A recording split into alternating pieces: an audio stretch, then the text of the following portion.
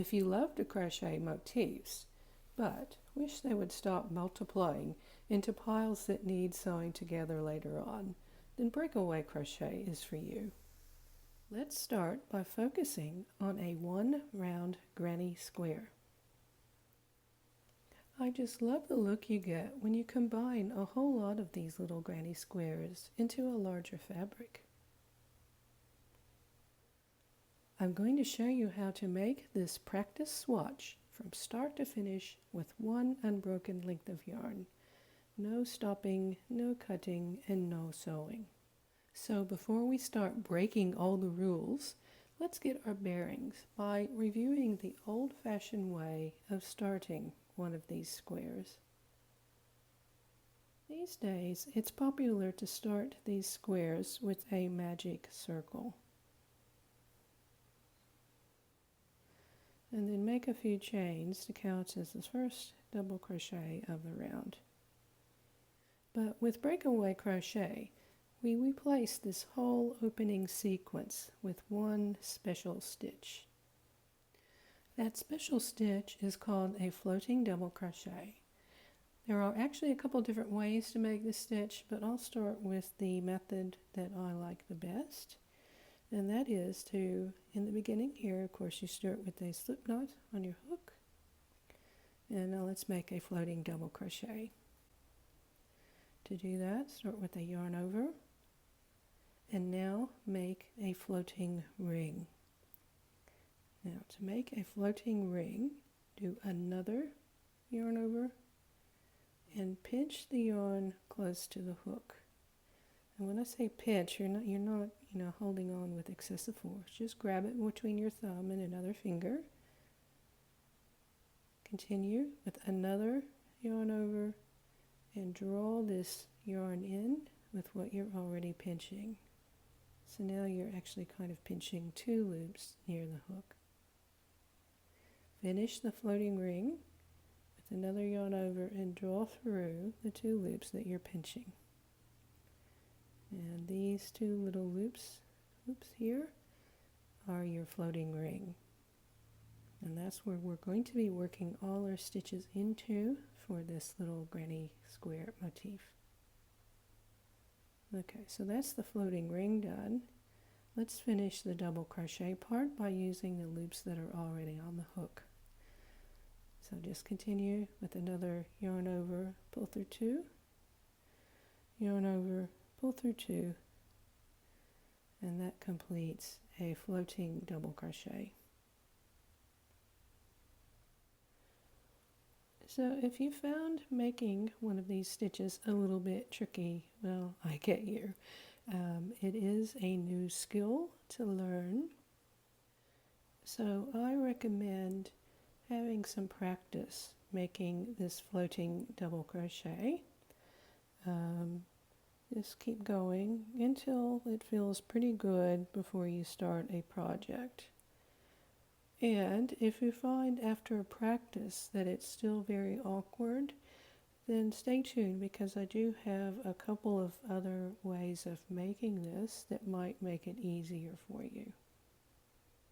Okay, so now that we've made our first stitch of the first square, I'm just wanting to hopefully try to put all that in context. So if this is the first stitch of the square, if we compare that to one we've already made, that's where that first stitch sits. And the little floating ring, again, which is those 2 loops here, is our center ring. So that's where we're going to be working all our stitches into. Alright, so if that counts as the first double crochet of the round, we've got 2 more double crochets here. The 3 stitches together are what make a granny cluster. So, I'm sure you've done a granny square before, you know what I'm talking about. Alright, so let's work our second double crochet. Find those 2 loops, go through, and this is just like a normal double crochet. You're just working it into the floating ring. And 1 more double crochet.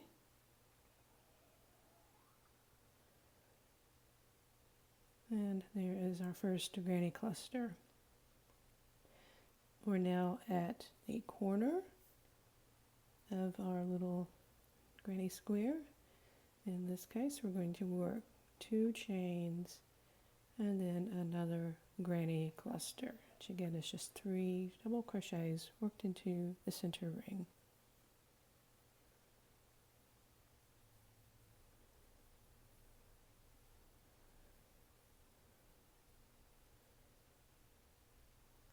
We're at the next corner, so chain 2 and another granny cluster.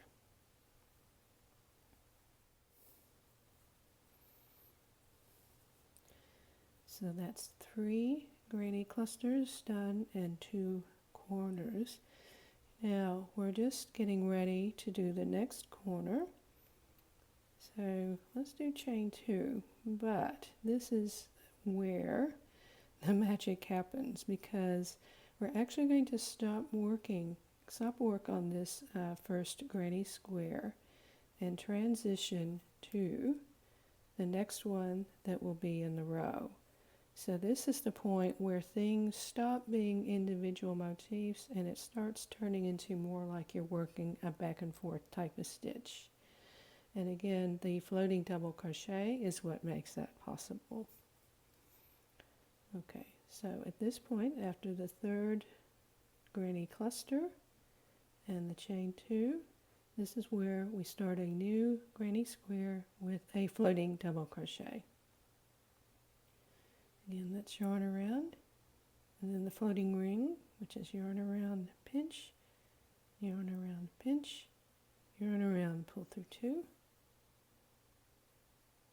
yarn around, pull through 2, yarn around, pull through 2, and that starts our next granny square. And just continue just like we did on the first one by finishing this first granny cluster with 2 more double crochets into the center ring.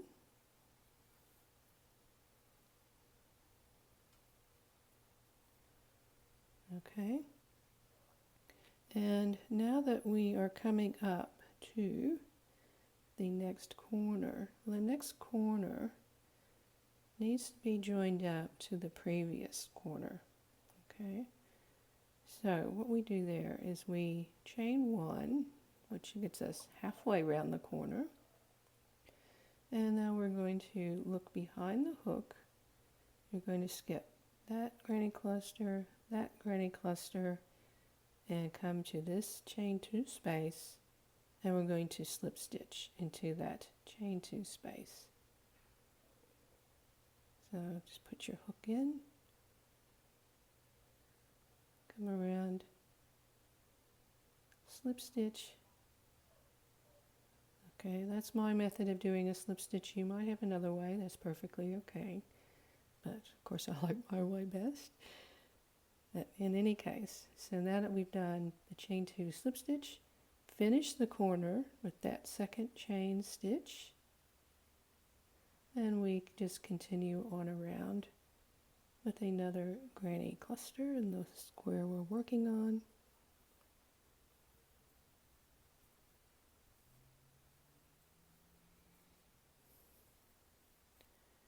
Chain 2 for the next corner. Alright, let's do the 3rd granny cluster in our new square.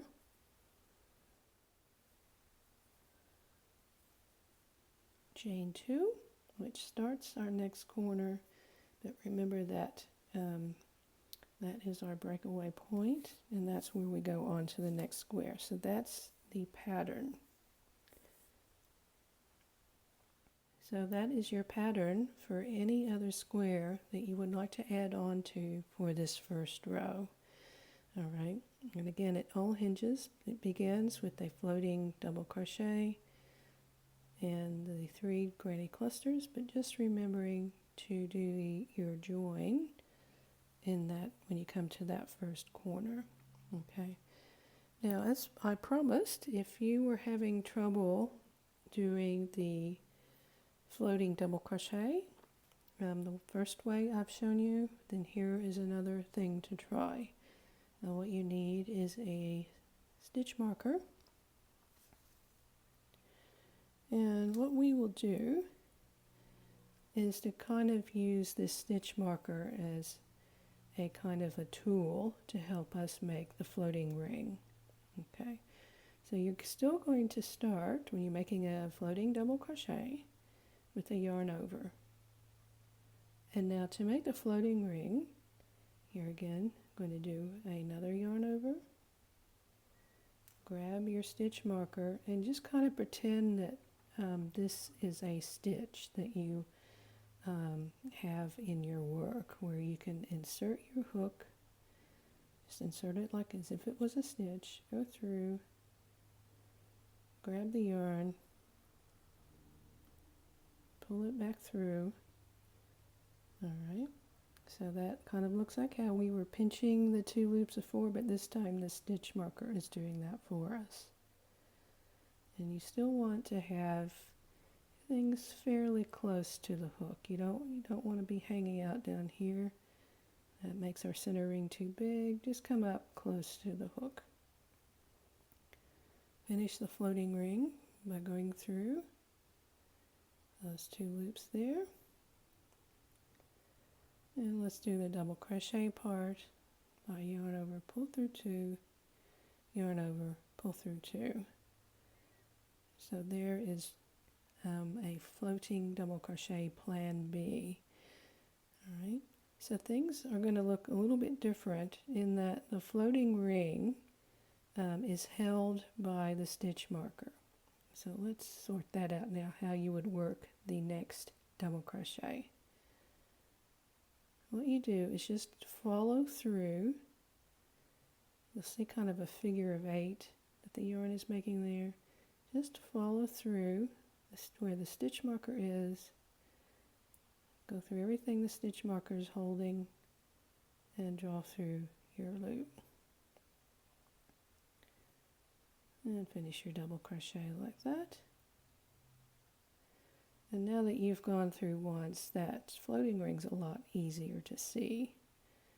So work your 3rd double crochet in the granny cluster.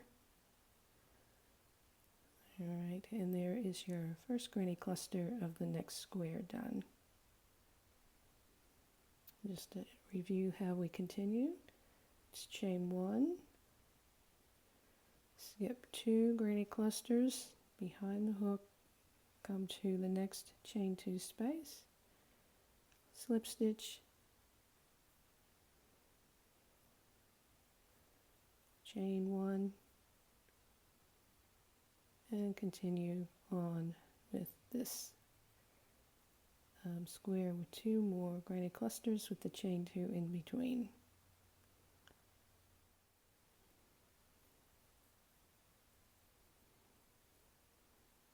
There we go.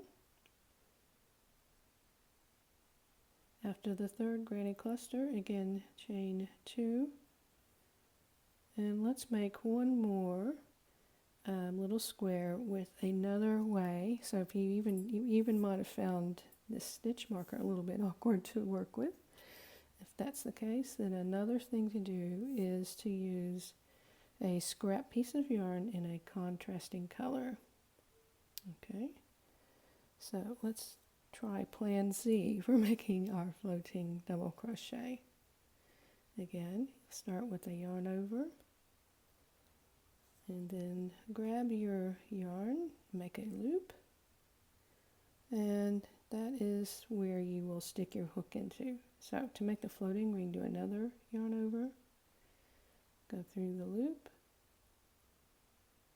draw through a loop. You see how the yarn is holding on to those 2 loops. Do a yarn over, pull through 2 to make the floating ring. Finish the double crochet with yarn over, pull through 2, yarn over, pull through 2. So the advantage, I suppose, of using a yarn, piece of yarn like this is it's more flexible and it's kind of easier for the hook to go through. And again, to continue, we've got another double crochet and you will want to find, just trace your hook through the same way the yarn is going.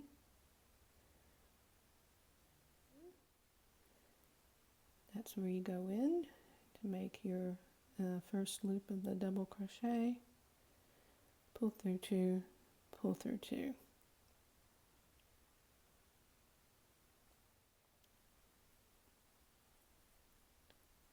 Now I'll just finish off this granny square to the breakaway point.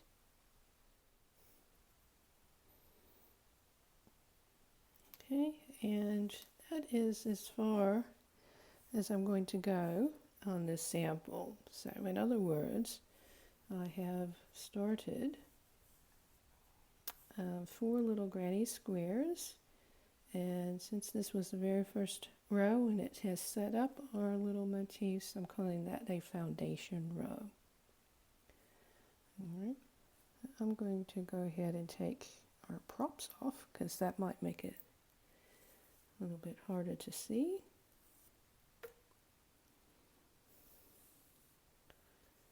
Okay.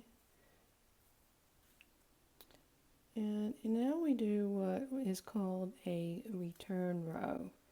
And that is where we come back the other way and finish off each little square that we've started.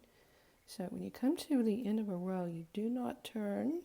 You just keep working your way around the square we're already on and make our way back to almost the beginning. I'll show you what happens there when we get to it. Okay, so the return row is actually quite easy. We're just finishing off each square. So to finish off this last square, all we need is another granny cluster.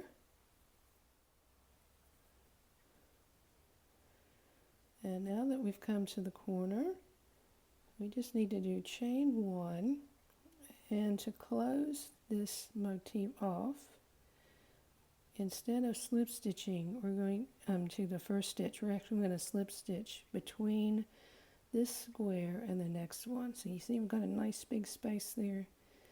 Just put a slip stitch in that space, and that is our little granny square done. Alright, continue with chain 1, granny cluster into the next square, chain 1, finish it off with a slip stitch between the 2 squares. Alright, so that's our pattern. Just do that one more time. And now that we've come to the last square of the row, we aren't going to go all the way around on this one, and you'll see why in just a sec. What we're going to do is after the slip stitch, you should have a chain 1, do the granny cluster,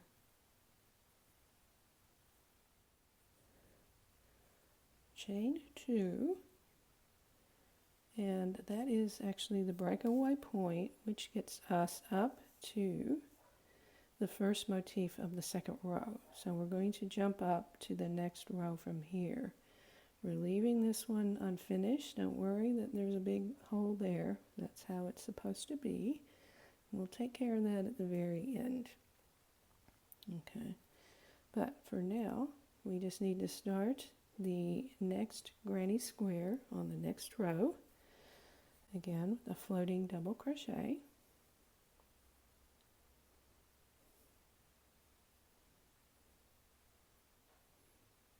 Finish that off with 2 more double crochets into the floating ring.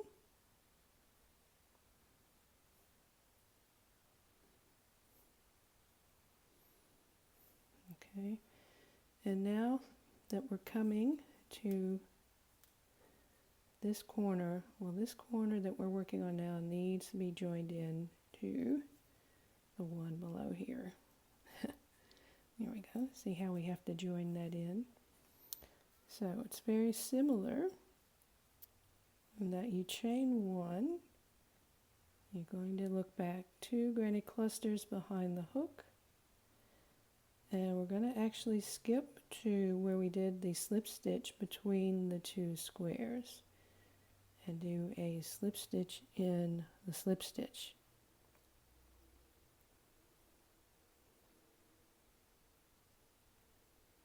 To join that up, continue with chain 1, another granny cluster. All right, chain 2, and just for this first square of the next row, that's as far as we go. So you're only working 2 granny clusters just on this first one. The rest are going to have their own little pattern. Okay, so start the second square of the row, floating double crochet and 2 double crochets. All right, we're at the first corner, so do a chain 1. And again, we've got to join this corner we're about to work on to this corner here. So it's all going to make sense. We want this side to be joined to that side. All right, so again, really just think about you're skipping back 2 granny clusters, finding that same slip stitch that we went into before and go in there again. Kind of a 4-way intersection there. Finish this corner with a chain 1. Work the second granny cluster with this square. And we come to another point or corner where we've got to join this corner to the next one there. The same kind of deal, just chain 1, skip back 2 granny clusters, find that next slip stitch, go into that slip stitch with another slip stitch, chain 1, and do the 3rd granny cluster of the second little square.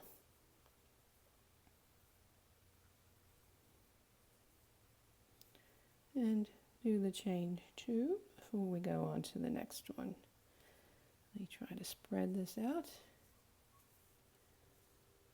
Okay. So you can see how this square here was just like we did before, but we just had more joins. All right, so just remember every time you come to a corner, you need to join up, and then the last, well, really the 1, 2, 3, well, it is the 4th corner, goes on to the next square here. All right, so to finish the next 2 squares of the row, just repeat exactly what we did for this square here. All right, so I'll go ahead and finish that off camera for you. And now that we're at the end of the row, again, it's time to do a return row and finish up all these new ones, or at least these first 3 that we have made, and work just a little bit more like we did on this first one here. So to continue, after the chain 2 here, you just need another granny cluster, chain 1, slip stitch into that space there, chain 1, granny cluster, chain 1, slip stitch, chain 1, granny cluster, chain 1, slip stitch, chain 1, and when you get to this last one here, just end with 1 more granny cluster, chain 2.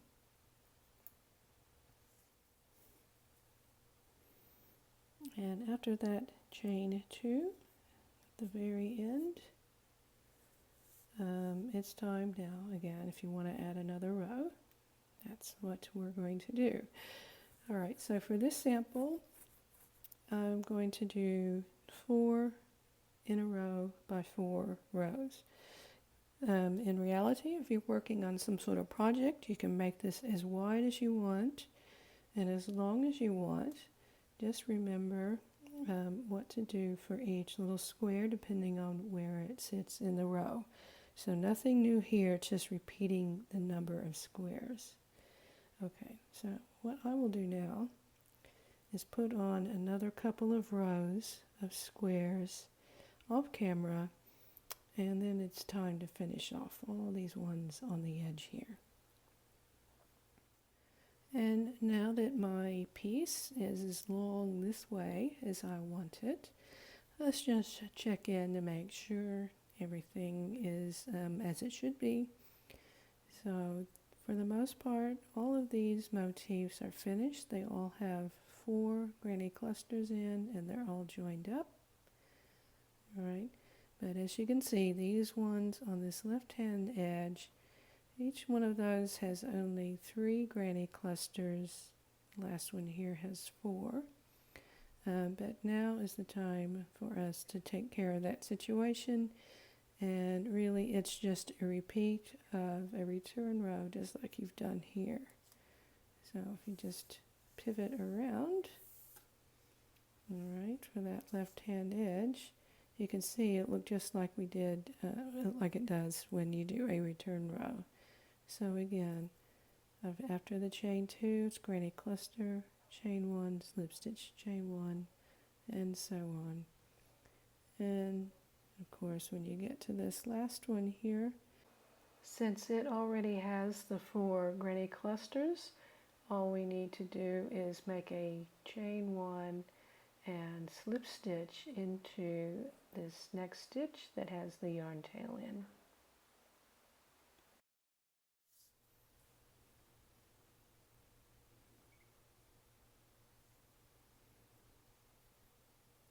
There we go, and that's always a good sign, where the very last stitch you make gets into the top of the very first stitch that we made in the very beginning.